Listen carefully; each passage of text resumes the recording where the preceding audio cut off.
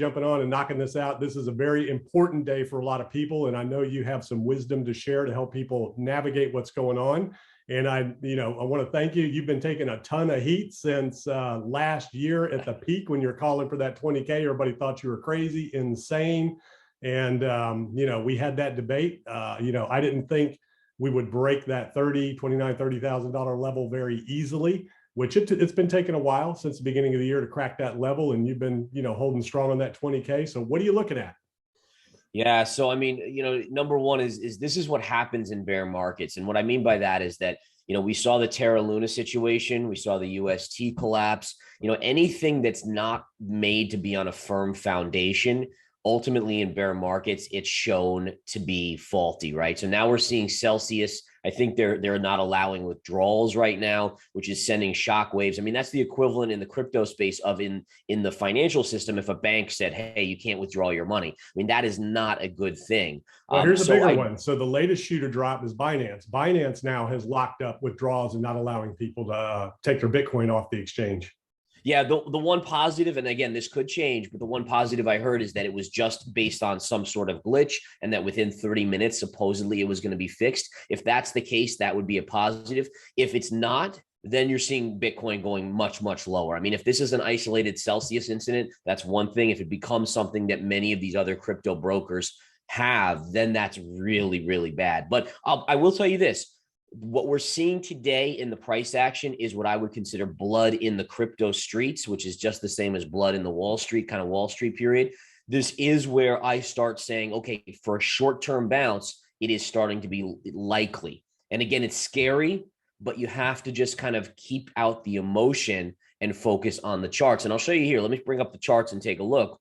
Yeah, and on that note, what's really interesting, so, there are a few people out there still calling for all-time highs and reversals and melt-ups and things like that. The thing to look at on these bounces, you get tremendous bounces in bear markets, and you can go and look at previous bear markets in crypto as well as traditional markets. You're going to get these bounces, but they never go past the previous highs. They generally bounce and maybe test the bottoms of where we came from. So, that's something to just think about on these bounces.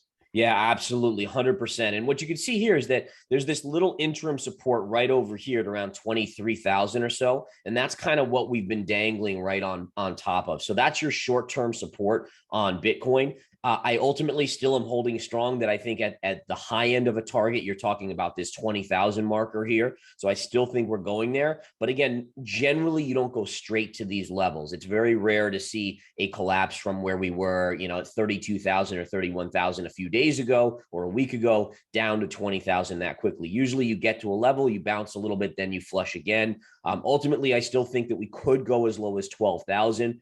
12,000 is this pivot going back to 2019. One of the reasons why I think you could go that low, there's actually a few. Number one is it's a measured move. So if you take this distance from this high to this low, which was basically a straight shot down, and then you do a measured move, that same distance from here, let me zoom out, from here, it takes you down to 12,000. This would be the same distance repeating, which again, in technical analysis, it's called a measured move. It's some of the symmetry of stocks and charts and crypto. And then the other thing to keep in mind is that 12,000 also is the 80 to 85 correction move, which is a standard kind of Bitcoin crypto winter, right? So again, 20,000 is my high end. That's where I start kind of accumulating a hodl position where I plan to hold it for a little bit longer. But what I'll do is I'll divide my ultimate max that I want to buy into about 5 portions. So let's just say for Pete's, for example's sake, it's $100,000. I would do 20,000 at 20,000. And then at maybe 17,000, another $20,000 worth, et cetera, all the way down. So again, there's lots of ways here. I'm still a long-term huge bull. This is kind of exactly what I was expecting. It's the .com flush out. You need to see 95% of cryptos honestly go away during this next 1 to 2 year period. It's why I've said so many times when I invest in cryptos, I generally only invest in the top 20 because the top 20 hopefully will still be around to tell the tale, just like Amazon back in the .coms. Obviously, that one flourished afterwards. But I mean, it is nuts out there. There's no doubt about it. It is painfully nutty out there. And investors, don't use leverage. I mean, that's just the bottom line. You use leverage in a bear market, you're going to get slaughtered. Notoriously, when I'm accumulating, like I did a little buying of Ethereum today, I put 4% additional in my portfolio of Ethereum. That's it. So I do have about a 20% position in my portfolio of Ethereum here for a bounce. Let's take a look at Ethereum too, because I've got some targets on that as well. And I think we might see $700 on Ethereum here pretty soon. Yeah. And Ethereum has broken down sharply, and really Ethereum is leading the drop. I mean, if you look at the relation to Bitcoin, Ethereum, this was your 2017 high, and it's already through that. Now, I do have some levels here. I'm not seeing your chart. I apologize. Let me bring that up here.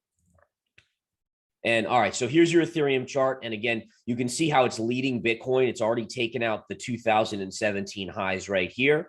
I think you have a couple levels coming up. The big one for me is going to be this $800 level right here. That's going to be a very, very big support.